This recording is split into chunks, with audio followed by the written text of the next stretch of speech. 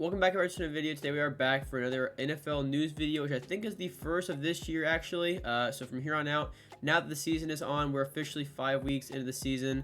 I guess after Monday Night Football, we'll be officially 5 weeks into the season. But we'll be doing videos on any news that comes up as far as players or coaches or teams or anything like that. And so we're starting with Matt Rhule today. If you guys are new to the channel, then be sure you are subscribed for any NFL content, whether that's stuff like this or other football content such as Madden, because I do that too. So whether it's in a video game form or talking about like this in like this kind of form, football all the time on this channel. So you make sure you're subscribed so you never miss out on that. And we're also, I think, one away from 100, so we're almost there. I'd also like to say that I have not uploaded in over a week, and I'm actually changing the kind of schedule for my videos. If you're wanting to watch my Madden videos and looking forward to those will probably be in the morning usually. Those will be uploaded then, and then NFL will typically be more at night. On days where I might upload even 2 times, it'll still stay that same format, except for it'll be probably NFL at night and then Madden in the morning, even though, you know, just because there's one in the morning doesn't mean there won't be one later, basically is what I'm trying to say. But on to the video. The Panthers have finally fired Matt Rhule, and as a Panthers fan, I could not be happier. But there's honestly a lot more than just Matt Rhule to talk about, as they also fired their defensive coordinator, and I believe their special teams coordinator as well. We have a lot to get into, so first things up, we'll talk about Matt Rhule. So back in 2020, Matt Rhule signed a 7-year deal worth like $70 million. He so far made it, well, not so far, he ended up making it 2.5 years into that, and when I think 11-27 was his record before just being fired earlier today. The Panthers were like 1-25 under him when their opponent scored 17 points or more, which it's just mind-blowing to me. And for reference, the Bears this year averaged 17 points a game. So that means when the Bears hit 17 points, the Panthers just would not win, except for one time in 2.5 years, which is just beyond bad. Despite all this, though, a lot of the players did have his back, such as Christian McCaffrey and Brian Burns. And, you know, they would say things like, we know the kind of football that's being coached, and it's not bad football, you know, all this kind of stuff we need to execute. But at a certain point, when the play calling is just not there, you have to make a change. Honestly, I think this could have been made after the end of last season. But it was a good call to do it now, at least in my opinion, now that clearly this season is still going to go how the past 2 had, unless now it turns around. So Matt Rhule being gone is going to change quite a few things, and it also has already affected a couple other things, starting with defensive coordinator. So the Panthers also fired their defensive coordinator, who is Phil Snow, which might seem as a bit of a surprise because the Panthers defense wasn't too bad this year, at least so far. They allow about 24 points a game.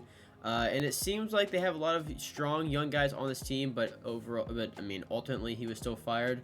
For those of you that might not know, he has a lot of ties to Matt Rhule. In fact, they coached together at Temple from like 2013 and 2016 or something like that, and I think they also coached again in the NFL together as well, and then came to the Panthers. So I guess they just kind of partner and go wherever, I guess, whatever team to coach.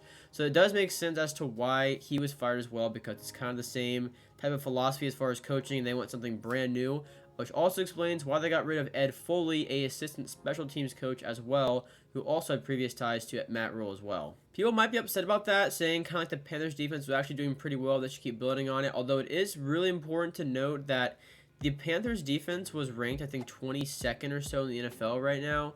I think the best it's been ranked was back in like 2020 for a time. That was like 18th. I'm not sure they finished the year 18th, but I know they were ranked 18th back in 2020. So they can be much, much better with an actual defensive coordinator.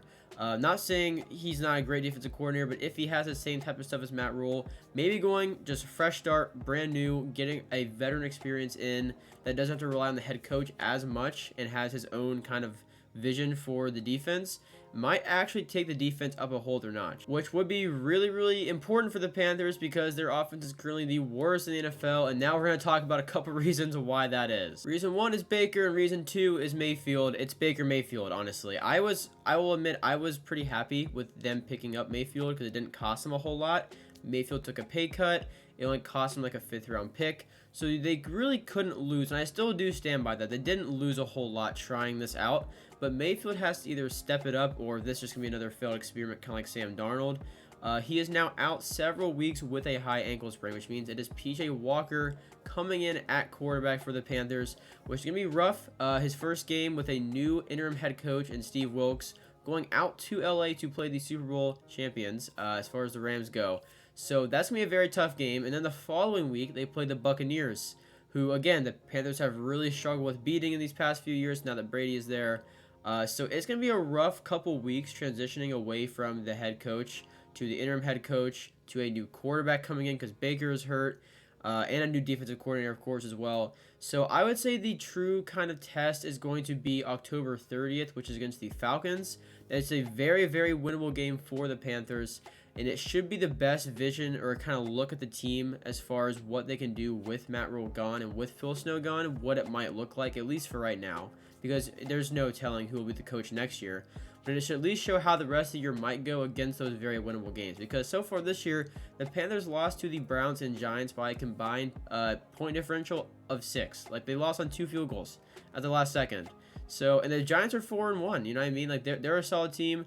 The Browns are fairly solid. I mean, Nick Chubb is unstoppable. So the Panthers could be slightly better than what their record shows, and getting rid of Matt Rhule and everything might be the start of kind of getting to that point. There's really no telling what's next for the Panthers this season, whether they go full rebuild mode and just trade away Christian McCaffrey, and they trade away DJ Moore, and just stack number 1 picks, or first round picks, and then maybe take CJ Stroud or Bryce Young as a quarterback in the first round, or what they do.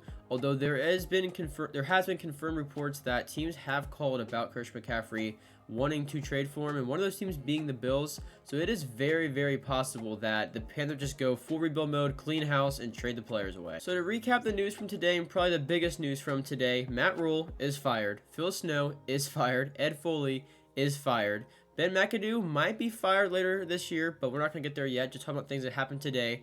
Those 3 coaches are fired. Baker Mayfield is out for several weeks with a high ankle sprain, and PJ Walker will be starting this week against the Rams. And a potential full rebuild is on the line for the Carolina Panthers. So guys, let me know what you would do if you were David Tepper in this situation. If you're the owner, what are you doing? Are you going full rebuild mode, or are you just trying to get one position like quarterback solved and seeing what happens then? Or are you going after getting a new head coach and giving Baker more chances? Just let me know down below what you guys would do. Make sure you are subscribed to the channel so you never miss any of my future football videos, whether that be NFL or Madden. Thank you guys for watching, and I'll see you in the next one. Peace out.